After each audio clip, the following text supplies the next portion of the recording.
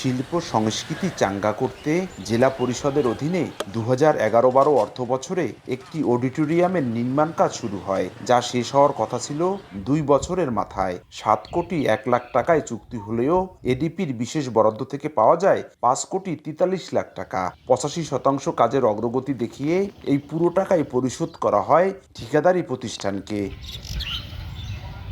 সার্বিক international, মেটসাস Rafiq construction নামের দুটি ঠিকাদারি প্রতিষ্ঠান যৌথভাবে শুরু করে মাদারীপুরের ডাসার মহিলা কলেজের অডিটোরিয়ামের নির্মাণ কাজ। নাম দেয়া হয় বেগম রোকেয়া অডিটোরিয়াম। বিভিন্ন সাংস্কৃতিক অনুষ্ঠান, সামাজিক ও শিক্ষামূলক কার্যক্রম, সভা ও সেমিনারে একসঙ্গে 700 মানুষের জন্য নির্মাণ করা হয় দোতলা ভবন।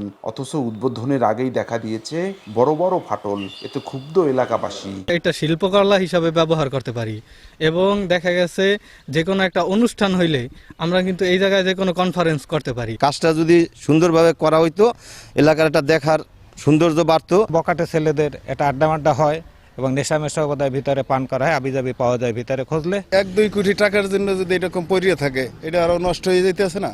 বিষয়টি বারবার ঊর্ধ্বতন কর্তৃপক্ষকে জানালেও কোনো প্রতিকার মিলছে না বলে জানান কলেজের অধ্যক্ষ। বারবার বিভিন্ন জায়গায় এবং বিশেষ করে আইন শৃঙ্খলা মিটিংগুলোতে আমি এটা উত্থাপন করি। আমরা একটা চিঠি দিয়েছিলাম, দেওয়ার পরে ওনারা কোনো এ ব্যাপারে কোনো পদক্ষেপ নেয়নি। নতুন করে বরাদ্দের ব্যবস্থা করে পরিপূর্ণভাবে অডিটোরিয়ামটি চালুর কথা জানায় উপজেলা প্রশাসন। ইতিমধ্যে শিক্ষা প্রকৌশল অধিদপ্তরের সাথে যোগাযোগ করেছি। ফরমালি আমরা তাদেরকে চিঠি দেব এই অডিটোরিয়ামটাকে যেন কলেজের জন্য ভালোভাবে করা হয়। এদিকে 2019 সালের 28 নভেম্বর জেলা পরিষদ থেকে জামানতের অর্থও তুলে নিয়েছে ঠিকাদারি প্রতিষ্ঠান। ডাসার উপজেলা পরিষদের পাশে এভাবেই দাঁড়িয়ে আছে অসমাপ্ত ভবন। দীর্ঘদিনেও কেন এটি পরিপূর্ণভাবে চালু করা যাচ্ছে না, সেটি এখন এলাকাবাসীর বড় প্রশ্ন।